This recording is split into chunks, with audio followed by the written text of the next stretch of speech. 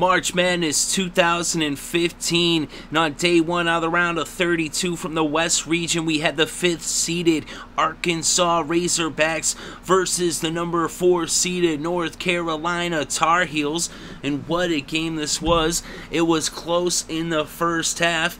Even when North Carolina seemed to take control, Arkansas fought back, and it was a 1-point game before Tokoto hit a dunk right before halftime to make it a 3-point lead for the Tar Heels with the score 39-36 at intermission. Then in the second half, these two teams would trade the lead back and forth through the first half of the second half, and Durham hit a 3-pointer for the Razorbacks to put them up 59-58 with 11 minutes left to play in this game. But then the Tar Heels went on a 17-3 run as they went up by 12 points. Bell responded for the Razorbacks with a tray that brought them to within 9 with a score 75-66, but they wouldn't get any closer than 6 points, which would happen with less than 30 seconds left when Rashard Madden hit a layup to make it 82-76. But then the Tar Heels came up with some clutch free throw shooting in the last 30 seconds, as they actually hit 5 of 6 shots from the foul line, and they held on to win this game by 9 points with the final score 87-78. And as we look inside the numbers, we see that the Razorbacks, they put up a tremendous performance. They hung in there. They had 2 starters with double-doubles. Both benches scored 20 points for Arkansas and North Carolina, respectively. In the losing effort, Qualls had 27 points and 10 boards, and Portis had 18 points and 13 boards for the Razorbacks. But for the Tar Heels, they had 3 starters in double digits, and they were just 1 point shy of having 4 starters in double digits, and another 3 points shy from having all 5 starters in double digits. And as I said, they did get 20 points from their bench, as did the Razorbacks.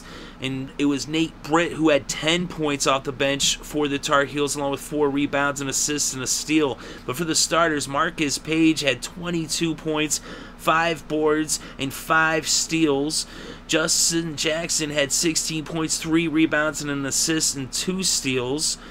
JP Tokoto had 13 points, 5 boards, 7 assists, and 2 steals. Bryce Johnson had 7 points, 13 rebounds, 3 assists, and 2 steals, so he was just 3 points shy of a double-double. And Kennedy Meeks had 9 points and 4 boards. But we look further inside the numbers, and we see the real difference in this game was the field goal shooting. Is Arkansas struggled. They only hit 37.5% from the field.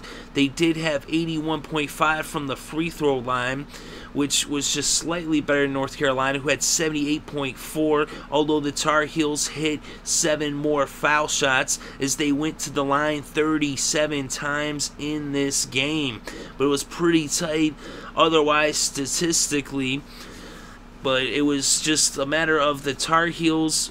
They kept pushing, kept getting in the paint, kept going to the line, and they hold on to win this one, as it was a really close game until they went on that huge run, 17-4 run, midway through the second half, and the Razorbacks were not able to recover from that as the Tar Heels hold on to win this one. And they nearly win it by double digits as they had that clutch free throw shooting down the stretch. It's in the final 22 seconds they hit 5 of 6 free throws, and that's really what clinched the victory for North Carolina, as they are dancing on to the Sweet 16 in the West region.